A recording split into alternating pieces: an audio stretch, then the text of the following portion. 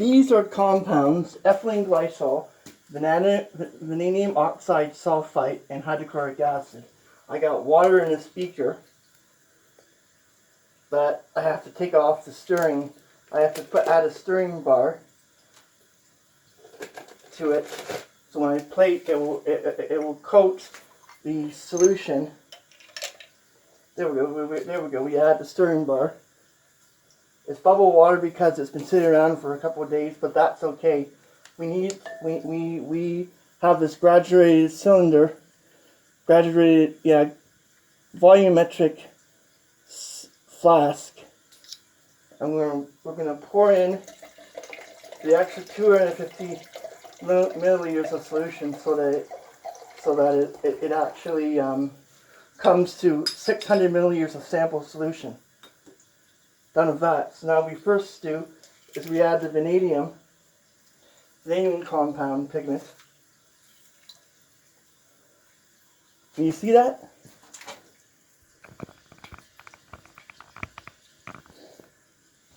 Sure, we have to stir it, and then we have to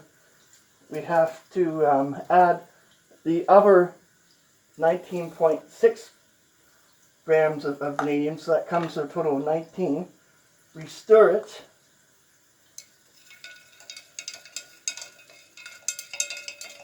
Very carefully, and then we add 25.1 grams of concentrated hydrochloric acid at 31.5%, 31.45%. Stinky as hell. You can smell the fumes. And then what we do is we add antifreeze, and this should, over a period of time, immediately produce a precipitate.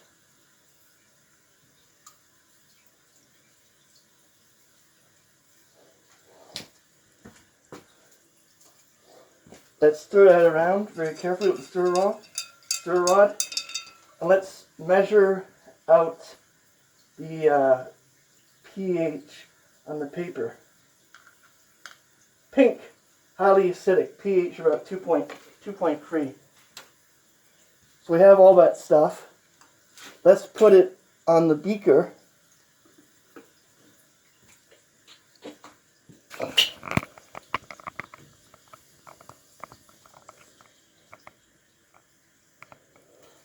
Now what we do is we have this metal crimps, and we're going to carefully lower this clamp so that I can put it into the solution without it totally touching the stir rod.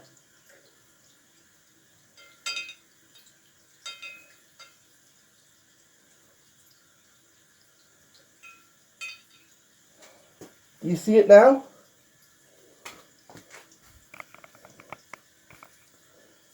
And then we're going to attach that to the positive side.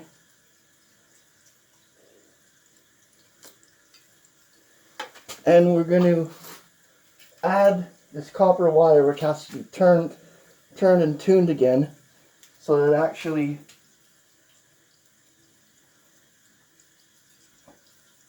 we don't want the stuff to touch either.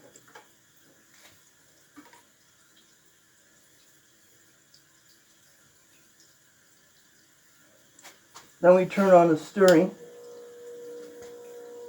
and turn on the hot plate. Not the hot plate, the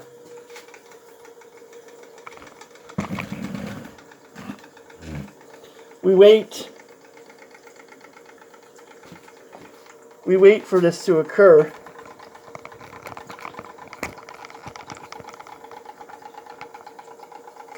This might take a while. It's at 8.9 volts, 2.7 amps.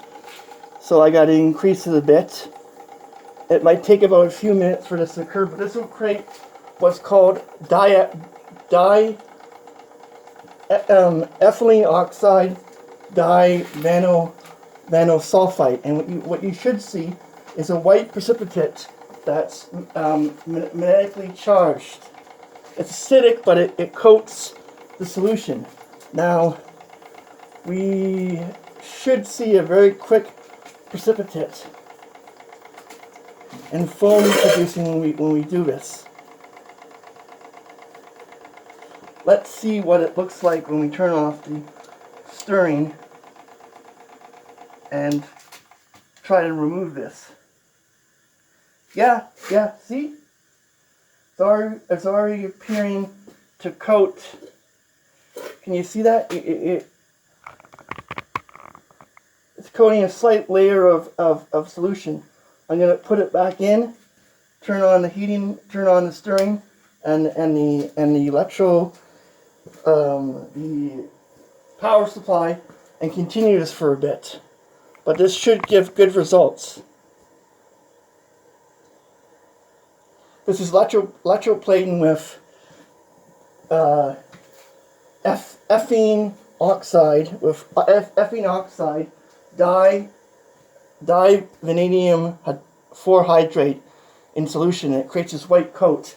I haven't discovered it before, and what I have back here, maybe you can't see, is a graduated cylinder with 5 grams of lye. Here's 5 grams of lye. And what I'm going to use that for is when I'm done, I'm going to neutralize the acidity and put it into a waste bottle.